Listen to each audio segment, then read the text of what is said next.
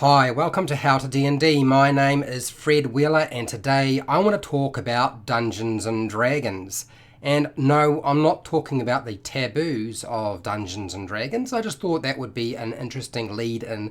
So Dungeons and Dragons 5e presents a lot of options to you and a few problems in terms of how to figure out how to make your monsters work really well tactically. And reinforcements is one of the key aspects to using your monsters well. It's a no-brainer. It is often overlooked because it's considered unfair or making an encounter too hard, but there are other options other than fighting. And so I wanted to talk about reinforcements as a dungeon master tactic for your monsters and your creatures. So the party of adventurers are exploring a dungeon or a castle, ruins of some kind, or a cave. It's a complex location with many rooms or cavities or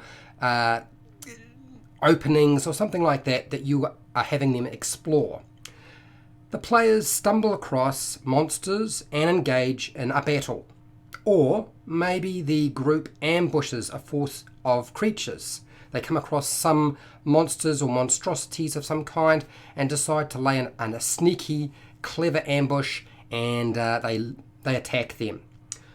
So what do the monsters or the creatures do? Well, there's a couple of different things they can do. The first thing is they can call for help. As soon as it's their turn, and even if it isn't their turn, I'm fine with call for help. Call out in Orcish if they're orcs. Call out in Goblin. If they have a language, they should be calling out for help. Ring an alarm bell. If there is some sort of bell or gong or alarm system, setting off an alarm system, all really sensible things for bringing reinforcements to the location where the player's characters and party are. Running for help. Have your monsters go and run for help. They don't all have to run. Some of them might stay in the fight, and some of them will go and get some assistance. Seek reinforcements from other locations within the entire complex. And you don't have to have them run just to the closest room and that's it. They could continue to bunny hop and run from one room to the next, awakening the entire complex, not just part of it, but the entire complex. Your monsters should be going and informing their leader of some sort of threat. If the player's characters are a threat and are engaged in some sort of battle with your monsters or creatures, have them go and find the leader, inform the leader, so that the leader can plan how reinforcements should be tactically positioned. That is the smartest way to play them, right? Certainly, I think that is how I would do it, and that is how I've run many locations like this. I've done it with like Cragmore Castle in particular. That's from the Lost Mine of Phandelver, for those of you who are unaware.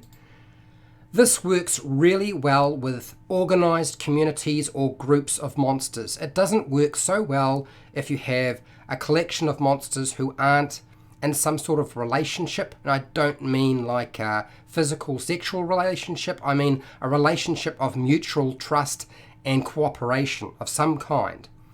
Okay, so it doesn't work unless you have a community of monsters.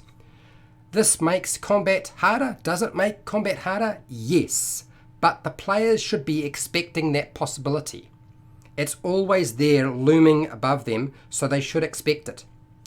Is it unfair to bring in reinforcements into a battle and turn that encounter, which seemed like a reasonably balanced encounter, to becoming harder or near impossible to fight? No, it's not unfair. It's not unfair to bring in reinforcements.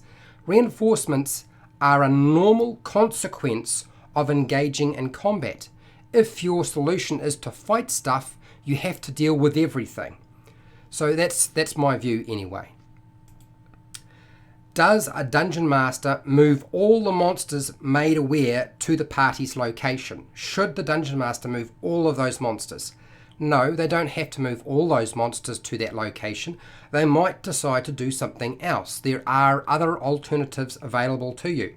The dungeon master could move them to an ambush point within the complex, which that particular leader thinks is the best location to deal with the interlopers, or they could use waves of forces against them.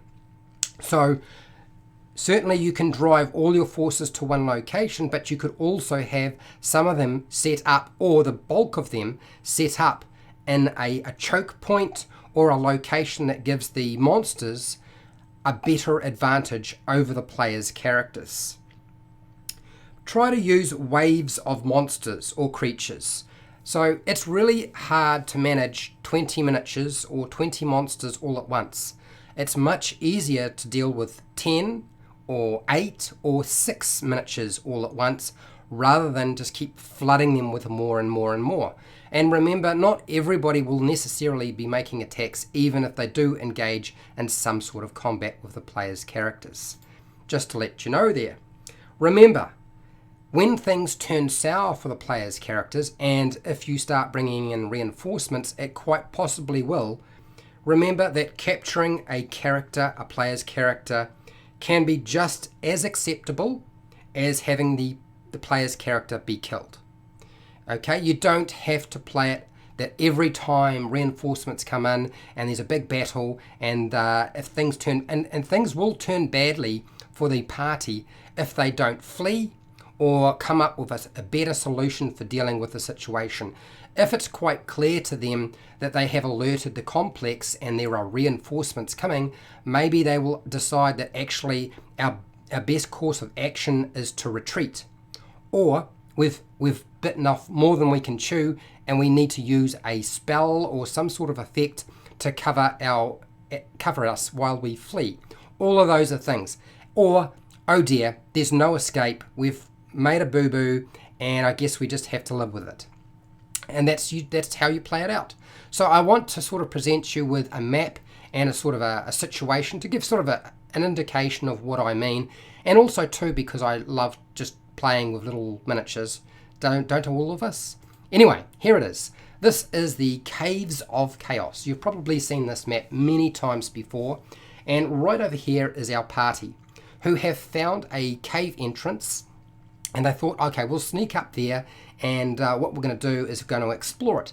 And so they do, they sneak up, they get there, but they didn't realize there was a couple of orcs in this location, and that there were also some orcs within the cave itself. So there are 2 orc guards, one here, one here. There is a shaman who is trying to cast some sort of ritual and summon some sort of horrible thing from the hole. The players don't know this, but that's beside the point. Maybe that's what he does for his spare time. And then, of course, we have a couple of guards either side here. So there are essentially 5 orcs in this room. So 4 standard orcs and a shaman, a leader of some kind. Now, the party consists of 6 characters. Now, depending on their level, that seems like a reasonable situation. So we start combat first round and we engage. So the orcs come out, the players decide to use the choke point because it seemed like a sensible thing to do. The barbarian's in the front line, Dritz is in the front line, and our cleric is coming up the back, ready to heal the front line should he need it, or they need it, or she need it. Our rogue is here and our wizard is casting spells.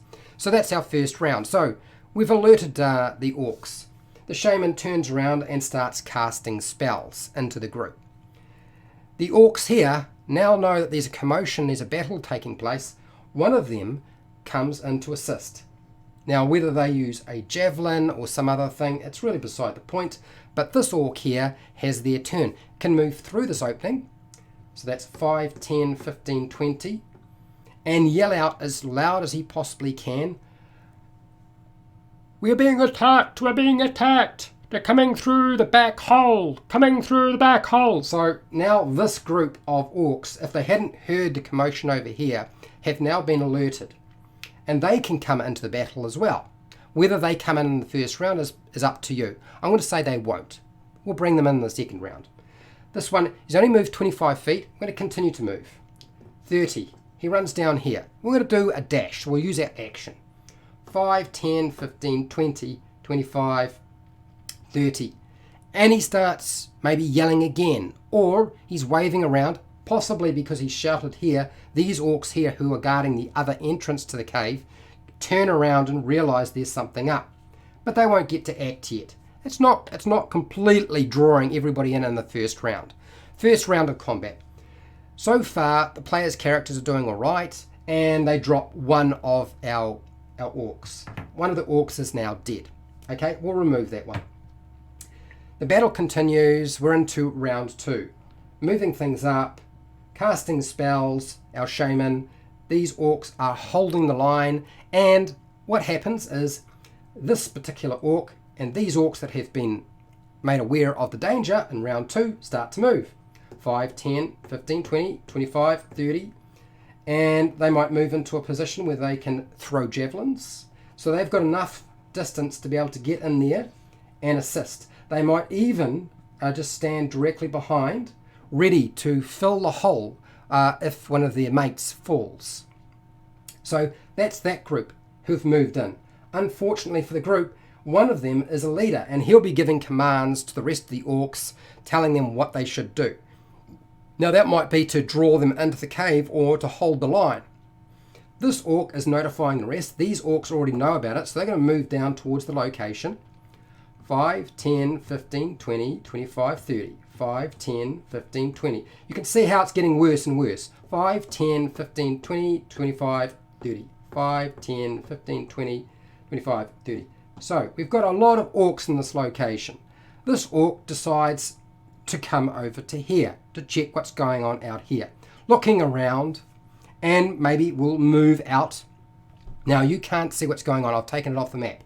But essentially what's taking place is that orc is checking the other entrance to see what's going on. This orc notifies the rest and says, big boss, being attacked, coming through rare hole.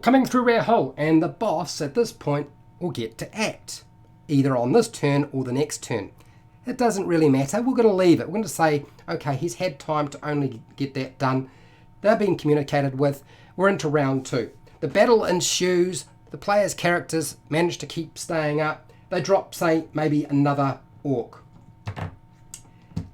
It doesn't matter because there's more than enough orcs to fill the space and the gap, and they just move up, throwing javelins, possibly dropping a character, but we're going to say they don't. You can see how bad the situation is. The choke point has been developed, but now what's going to take place once our shaman has organized this cluster of orcs and the leader has been giving out commands, what's going to take place is really simple. This group here are going to come around the back. So instead of staying where they are, they're going to move around the back. Now they can move pretty fast, 5, 10, 15, 20, 25, 30. And I'm going to shift the whole lot round. Okay, the leader has been informed. There's a big orc, and eventually, probably by about round 4, they will make their way around and find our players' characters, if they have not fled, at the back entrance. This is where they will show up, ready to deal with them. And suddenly, what seemed like a fairly sensible and easy situation can turn into a bit of a mess as they get ambushed, or should I say they get waylaid from behind. This is the problem with using reinforcements. It can turn bad really fast, but it's a natural consequence of playing the game. And I just wanted to demonstrate this is what should be happening in your dungeons and your adventuring locations, where the monsters should be actually being gravitating towards that location. Not just a couple of rooms, but the whole complex eventually, particularly if they're all some sort of fairly tight-knit community. Okay, that's all I have for today. So if you found this video informative or useful, please share and like the video. Subscribe if you haven't subscribed. Hit the bell button to be notified when I go live and when I publish new videos. If you like the sort of thing and you want to support me, watching this video really helped. I have hundreds more videos, particularly on monster tactics. There are plenty of monster tactic videos.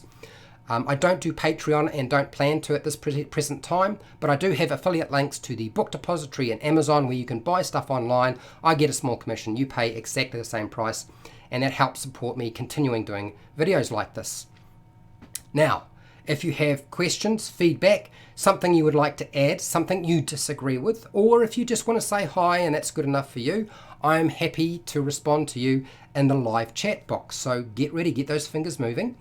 Otherwise, if you're not part of the live chat, please use the comments section, give me your feedback, add to this. Remember, there isn't a lot of information on how to use your monsters for Dungeons & Dragons 5e, and this is just, in my view, just a collection of ideas. Now, you do not have to use the advice that I have provided you. You can disagree with me. It's perfectly fine. Anyway, I am done. Till next time, keep rolling those 20s.